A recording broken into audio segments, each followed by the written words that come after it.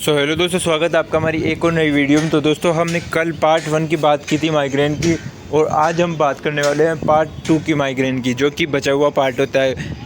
कल हमने देखा था डेफिनेशन, कोज, रिस्क फैक्टर, टाइप्स और साइन सिम्टम। आज हम इसमें देखने वाले हैं डायग्नोसिस, मैनेजमेंट और नर्सिंग मैनेजमेंट। तो शुरुआत करते हैं आज की वीडियो की बिना देरी किए हुए।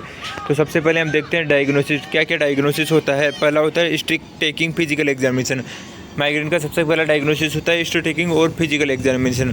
तीसरा होता है असेसमेंट और पेन सीवियरिटी, पेन स्केल के द्वारा पेन की सीवियरिटी का असेसमेंट करना। तीसरा अगला होता है ब्लड इन्वेस्टिगेशन, ब्लड कल्चर लेना और ब्लड की जांचें करना। अगला होता है हार्मोनल एनालिसिस, हार्मोन का एनालाइज करना। आगे देखते हैं एमआरआई, सीटी स्कैन और लंबर पंक्चर। एमआरआई की जाती है, सीटी स्कैन किया जाता है और लंबर पंक्चर करके उसको एनालाइज किया जाता है।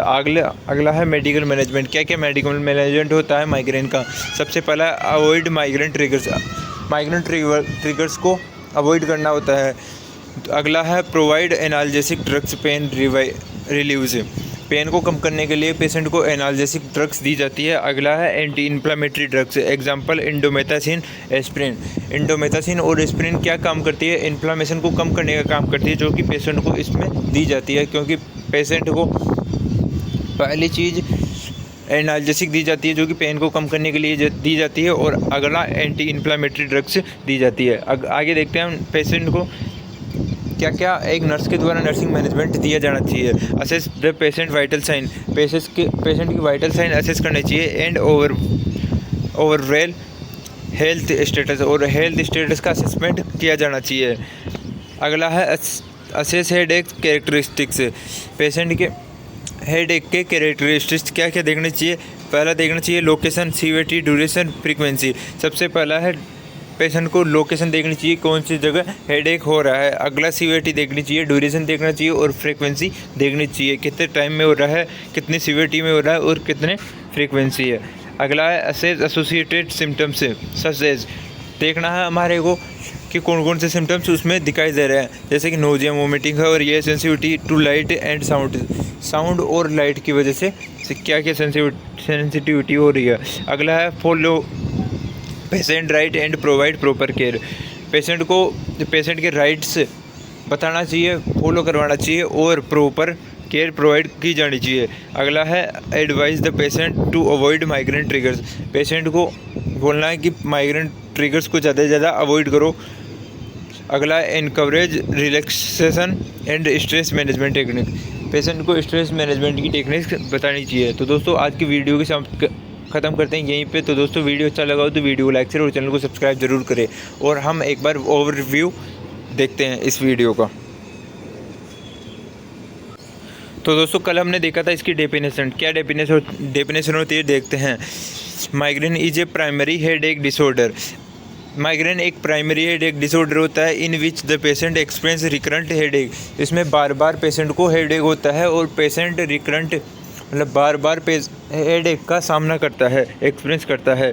यूजुअली द पेन यूनिलेटरल, इसमें यूजुअली अधिकतर पेन एक सर के एक तरफ होता है, हेड के एक तरफ होता है। Meaning it occur on one side of head, मैंने बताया अभी कि पेशेंट की हेड में एक तरफ दर्द होता है। अगला है headache is commonly associated with nausea, vomiting and visual disturbance, patient को हेडेक के साथ कॉमनली देखने को मिलता है, पेशेंट के nausea, vomiting and visual disturbance देखने को मिलता है। अगला है it is an episodic cyclic type of headache, एक यह माइग्रेन में क्या होता है, पेशेंट को एक साइकिल के रूप में, साइकिल के जैसे रुक के फिर कुछ टाइम फिक्स होता है, वो उस टाइम पे हेडेक देखने को मिलता है। ये एक एपिसोडिक टाइप का हेडेक होता है।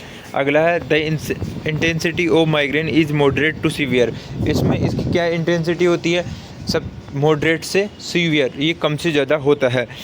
अगला है in some cases the pain may be bilateral both side of the head, कई केसेस में देखने को मिलता है पेशेंट के दोनों तरफ, पेशेंट के सर की दोनों तरफ पेन होता है। अगला है कोज एंड रिस्क फैक्टर, एग्जैक्ट कोज इसका अननोन होता है। रिस्क फैक्टर क्या क्या होते हैं, पहला है जेनेटिक फैक्टर हो सकते हैं, आनुवंशिक कारण हो सकते हैं। अगला है साइकोलॉजिकल फैक्टर जैसे स्ट्रेस, एंजाइटी और टेंशन, ये चीज़ें भी रिस्क फैक्टर में आती है। अगला है ड्यूरिंग प्रेगनेंसी, प्रेगनेंसी के दौरान हेडेक हो माइग्रेन होने की संभावना ज़्यादा रहती है। अगला है during the menstrual cycle, menstrual cycle के टाइम होने की संभावना ज़्यादा रहती है। मोनार्की और मेनोपॉज के टाइम ज़्यादा देखने को मिलती है। अगला है फटीग के कारण, एक्सेसिव ज़्यादा सोने के कारण या कम सोने के कारण। अगला bright and high intensity light, ज़्यादा लाइट के सामने, तेज़ रोशनी के सामने रहने के वजह से हो सकता है। एल्कोहलिक कंज्यूमिंग, शराब पीने के कारण हो सकता है। Excessive use oral contraceptive and vasodilator,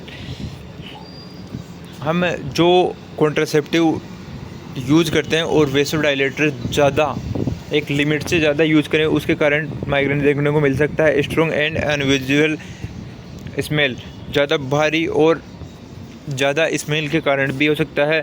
curtain food such as citrus fluid and salty fluid foods and कुछ चॉकलेट, इन चीज़ों के कारण भी हो सकता है। अगला है साइंस सिम्टम्स, इसके 4 फेजेज में साइंस सिम्टम्स देखने को मिलता है। सबसे पहला है प्रोड्रमल फेज, प्रोड्रमल फेज में क्या देखने को मिलता है? हेडेक से 1-2 दिन पहले पेशेंट को फटीग होता है, डिप्रेशन होता है, मसल्स स्टिफनेस होती है, डायरिया होता है, कॉन्स्टिपेशन और इरिटेबिलिटी हो सकती है। इनमें कुछ भी देखने को मिल सकता है। दूसरा है aura phase, occur just before the headache, headache से जस्ट पहले क्या देखने को मिलता है? पेशेंट के क्या क्या सिम्टम्स देखने को मिलते हैं? विजुअल डिस्टर्बेंस, सबसे पहला है विजुअल डिस्टर्बेंस देखने को मिलता है। अगला है विजन लॉस, विजन लॉस थोड़ा बहुत होता है। अगला है स्पीच प्रॉब्लम, पेशेंट को स्पीच या बोलने में प्रॉब्लम होती है। अगला है sensory disturbance in the upper और लोअर एक्सट्रीमिटी।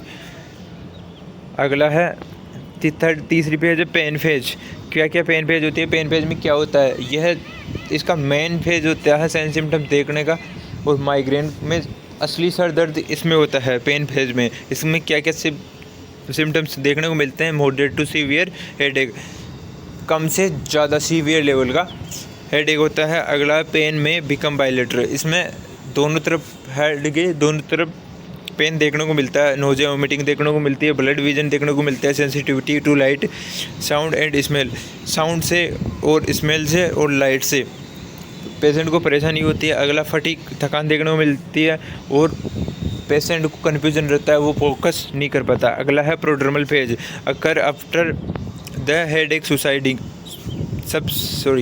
सबसाइड्स, पेशेंट को के सर दर्द होने के बाद क्या क्या सिम्टम्स देखने को मिलते हैं? फटीग, थकान देखने को मिलती है। डिप्रेशन देखने को मिलता है। डिफ़िकल्टी थिंकिंग क्लियरली, प्रॉपर रूप से वो सोच नहीं पाता। अगला है मेलाइज, लैक ऑफ एनर्जी, थका और एनर्जी फुल महसूस नहीं करता। तो दोस्तों माइग्रेन, अगर मैं आशा करता हूँ आपको अच्छे से समझ में आया होगा, तो वीडियो को लाइक शेयर और चैनल को सब्सक्राइब ज़रूर करें। Thank you.